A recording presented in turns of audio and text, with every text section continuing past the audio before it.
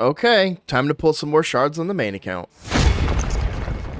Hello everybody, I'm Roadblock. This is a Raid Shadow Legends video. So today we're going to start by pulling those Sacreds, and then we're going to roll into Ancients, and then we're going to finish off with a couple of Voids. Those of you that have been following me, my account for a long time, you know that on my main account, I was saving up Voids for a very, very long time, and I spent them all. I had about 80 some Voids. I didn't record it, and I'll explain why I didn't record that one, but why I'm going to record this one. We had about 20 minutes left in Clan versus Clan, and I didn't have any other ways in that short a bit of time to generate points, and we were this close to getting the highest level to 4-0ing, right? Meaning that we got all 4 of the relic rewards and the other clan got 0. Well, they were already going to get 0. I did that. I pulled all those shards to push us over the edge and get us the extra rewards for my clan. I know that those relic rewards were way more valuable, and so 30 people got those rewards and everyone was able to roll on a clan relic potentially, right? So a couple people hit and got some legendaries. I got golden elixirs on both accounts, so nothing too crazy there. But that's why if you guys look in here and you're like, wait, where did all of his voids go? That's where they all went. So we're back on the grind. We're saving up again. I'll probably miss whatever guaranteed void legendary comes out around the corner, but for the time being, we're going to go back to saving those up. I will have to spend a couple of them today because I don't have as many sacred shards. Clan boss has been a little stingy with me. So, all right, either way, guys, now comes the fun part. It's time for the shard pulls. Let's go ahead and jump into it. Stop right there. Click the link in the description right now to get a free legendary Elenaril and 3 free amazing epics as you level up. Here are the exact steps that you need to follow. Step 1, log out of Plarium Play on PC and uninstall. Step 2, click the link in the description and register with a brand new email. Step 3, launch Raid and complete the tutorial. Step 4, go to your inbox and claim your first champ. Here we go. You'll find Elenaril here, as well as Uugo at level 10, Tagoar at level 20, and Rector Drath at 30. Don't forget to use the promo code Supreme6 to get yourself the awesome Supreme Galek. This is an amazing account start in Raid. So click on my link right now and follow the steps. On this account, Ugos are always great, and I don't have this guy. Of all the ones there, I think he's the most interesting, so we're going to pull for him. And here we go. So we'll do 4 Sacreds, all of my Ancients, and then I think it's just a couple of Voids. Morag is a really good epic. I think she's actually really useful in Centranos as well. I suspect she might have some good value in Faction Wars Hard coming up. I certainly think that if you are weaker in the Dwarves, she's a perfect champion to build. That was another comment that was in the video, like, you know, talk about the champions that you pull. Well, I don't think I really pulled any good ones last time, but Morag is definitely one of the good ones. I like her quite a bit. I do know there was a specific level, I think, in City of Centranos where building Morag was almost a necessity, like one of the way far back final rooms. I'm not a super tryhard in Centranos yet. I know I will be eventually, but yeah, good champion, big fan of hers. If you are on a newer account, you do get her very early on through the Plarium Points program, and I would build her. I built her on my free-to-play challenge account just a couple months ago. She's a great champion, and she served me very, very well. Can hit really hard, too. Pull again. Okay, another epic here. I don't know anything really about Seneschal, to be completely honest with you. Looks like you've got a leech and some healing, but I'm sure there are probably better options out there. I would take an Uugo over him probably most of the time. Okay, so Sepulchre Sentinel is a good champion. However, I will say that I have never been in a situation where I've needed to use her, but I do like her. You get increased defense and block buffs. It's a 4-turn cooldown. I'd like, you know, to see that be a little shorter, but it's an epic. And then completely block incoming damage, and most importantly, I think the decreased attack. Now, admittedly, like I said, I have never gotten her early enough on an account where I've been able to use her, so I'm not like, don't have that first-hand experience with her like I do with some of the other ones we just mentioned, but I have seen and heard that she is a good champion. So Arndolf, yeah, I don't know that this is one that I would be too excited about on any level. You do get a weaken here on a 3-turn cooldown and a A1 provoke, but we have better A1 provokes in the game. A lot of people do have Wixwell at this point. I don't know that I would really build Arndolf here to do anything on an account. I think you'd be better off investing your shards somewhere else, in my opinion. Same thing, we'll pull for the same ones here, and we'll go ahead and blow through a 10 pull to start.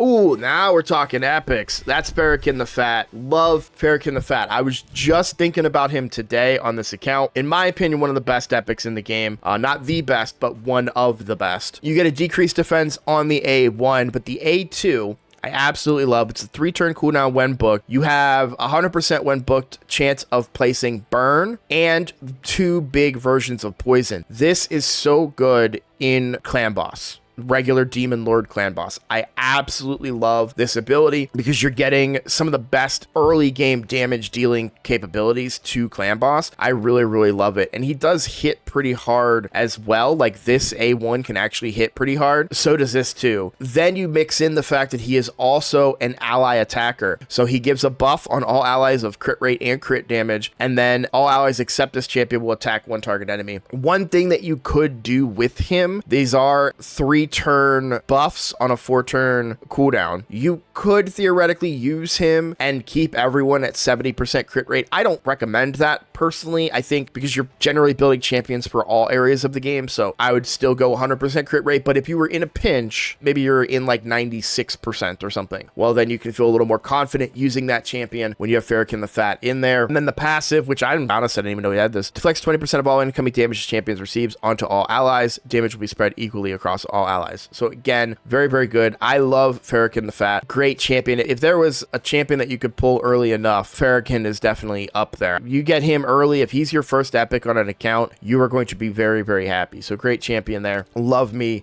some Farrakhan the Fat. I will talk about him anytime I pull him. Not gonna bother with any rares here. Let's keep going.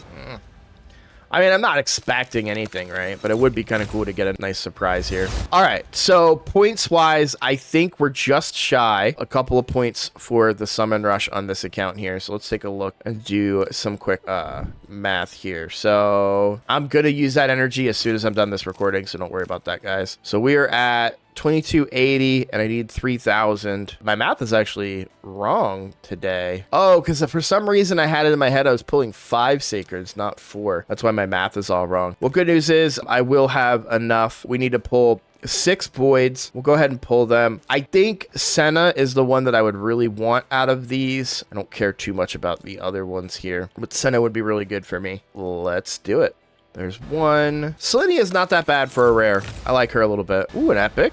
Okay. Towering Titan, not familiar. That's such a weird ability. It's a 4x hitter with a 100% chance of provoke on the first one, and then a 50% chance on each hit after. I don't understand why you would like that. That doesn't make sense. Because if the first one, I mean, maybe to avoid 3%, but I don't know. That's weird. So we've got 2 more to go. That'll get us the summon rush completed, and I will be back to saving shards finally. Now the main account here probably, oh, okay, we did get the epic. I think I already have a copy or 2 of her. She's a pretty decent epic. I got her early game in the free-to-play challenge. She would be very good there. The only downside that I have with her is I just don't feel like she brought enough to the table to override Uugo or Tagoar. Tagoar especially, because that, you know, Tagoar, a lot of promo codes, including my own, will give you Tagoar very early on, and Tagoar is just, I would say, better than this champion by a little bit. So, you know, I've never really found a super big use for her, but she's not a terrible champion. I'll say that. All right, let's go over. We'll collect the remaining rewards here, and then I'll say one last thing to give you guys a little advice too. So I actually made a mistake on this account, and I'm suffering for it now. And I wanted to talk about that really briefly, which was the fusion. So for the fusion, I did Fire Knight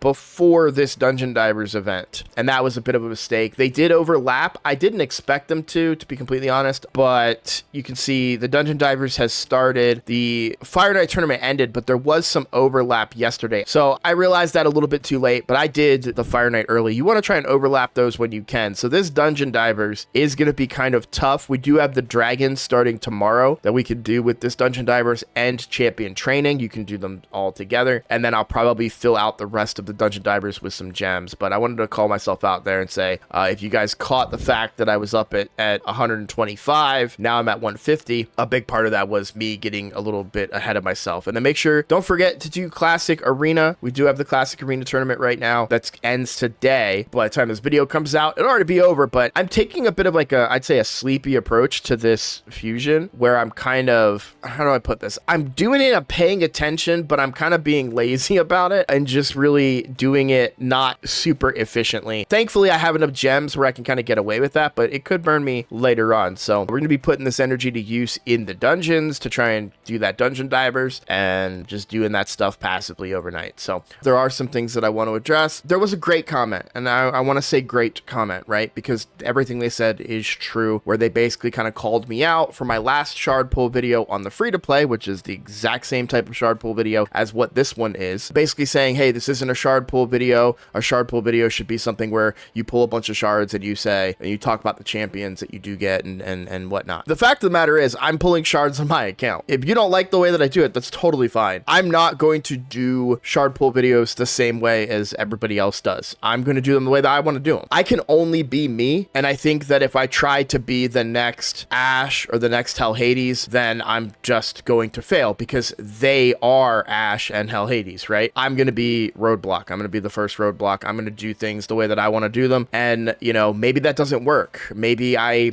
stay a small content creator the whole time and don't, you know, get on the level that those guys are on, but I'm okay with that. I'm okay with that. I would rather be me and be genuine than go chasing after, you know, what they've done to great success. So, you know, it is what it is. When I pull shards, here's the flip side of it, right? Because there's a whole group in my community, right? There's at least one person and a couple of likes on their comments. So we'll say a couple people, right? So there's a couple people that want me to pull shards that way, but then there are people that want to see every single shard that I pull except for mysteries. And I think it's actually important to show the failures too, right? In the past, I would do shard pulls and get nothing, right? I'd do a little 6 shard pull or maybe like a 25 ancients and get a couple of crappy epics, and I wouldn't put it out there, right? And so players and people that are casual that play this game and come and watch my channel and only ever see me pull crazy good stuff don't understand that there were probably 5 or 6 videos before that where I pulled nothing and you saw me pull something because I hit mercy or something like that, right? So I'm gonna put everything out there. If I pull some shards, I'm putting them out there so you guys can see that it's not all sunshine and rainbows out here. Like, you're gonna have bad shard pulls, but why are we pulling shards? We're pulling shards to get a legendary, right? We're pulling shards to get a guaranteed legendary from this event. And one of the biggest things that I see from people is, oh, I can